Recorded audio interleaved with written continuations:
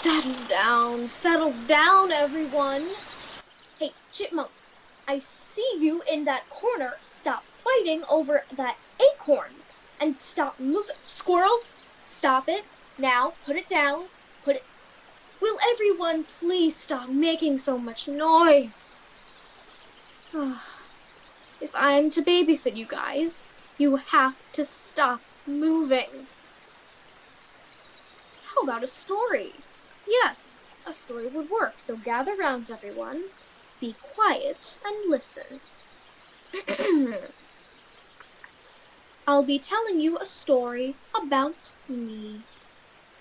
A long, long time ago, when I was much more reckless, me and my siblings were living in our small little burrow, and were all screaming. I could practically feel my eardrums weakening, and not even making animal puppets out of twigs helped. No, me, I want to go out. Dad, Mom, I want to go outside. No, pick me, Mom. All in all, it was a normal morning for us. My siblings were all throwing a temper tantrum because my mother and father had told us we couldn't leave the burrow today. The elk herd had ruined the entrance. As my siblings whined, mother and father managed to get out and began collecting berries and nuts. But I was restless, and I eventually began to sneak away through the burrow entrance. My siblings, now resorted to yelling at each other, gave our oldest sibling, Nettle, quite enough to deal with. She was having trouble just counting them. Gale, Pine, Opal, Gray, Cinnamon. Where did Hyzenthlay go? I had already snuck out of the tunnel exit. Eventually, I wandered away to the large elk herd because I couldn't think of much else to do. I watched them from afar for a while, then cautiously approached them. Unfortunately, the elk chose that moment to break into a loud bugling competition, and I had to run off before I was trampled. Brushing off my now dirty fur, I scowled at the herd, which were still bugling, and most likely summoning a pack of wolves, judging by their volume. Well, I'm definitely not going back to that shrieking burrow of mine. Now what? I angrily begun daydreaming of ways to ruin the elk's abilities. And then it dawned on me, that's it! I'd get rid of the elk's special gift.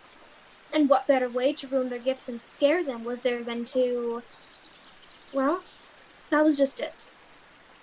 At the time, I had no idea how to accomplish my objectives, and so I organized my unfinished plan. Phase 1. Decide what to do for Phase 2. I was just casually strolling through the forest for inspiration when I was mildly distracted by what looked like a small wolf hovering just a ways away. I froze, and then I realized that it wasn't a wolf at all. It was just a small group of leaves attached together by a spider web, but it looked creepily like an actual wolf. And just like that, my mind suddenly lit up with joy and possibilities. This could be my plan. This would scare that elk herd. But how would it take away their gift? I thought for a moment. My mind was racing through possibilities. And then it dawned on me. The Rocky Mountains, of course.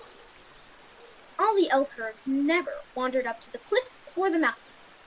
Aside from the possibility that they could fall, the rough stones would file away at the elk's hooves. I smiled, thinking how my plan would go. Phase 1 didn't take long at all, I remember saying out loud. On to Phase 2. Phase 2 wasn't hard at first. Finding the elk was easy, and making the puppets wouldn't be difficult. At the time, I was too excited to consider the possibilities of danger, and I narrowly avoided being eaten 3 times. It was quite a traumatic experience. Finally, I got to the elk herd, and I was in luck.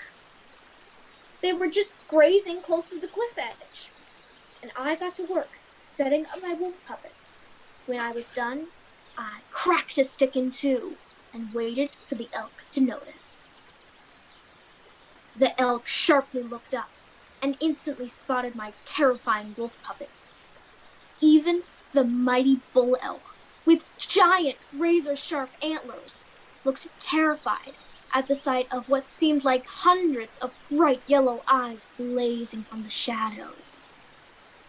I had cleverly used fireflies in the place of my puppet's eyes. The sight was ever more terrifying.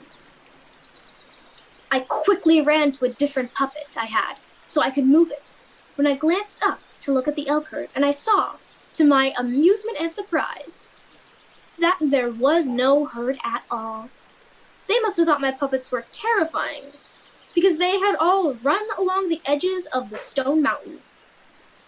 When I finally caught up to them, I saw, to my amazement, that my plan had worked.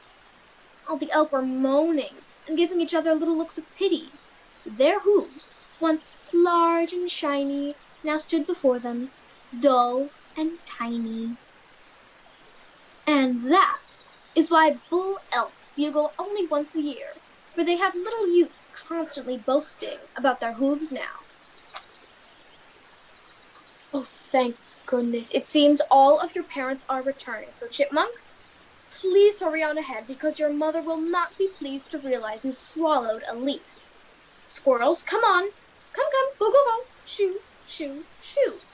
Oh, will everyone just leave?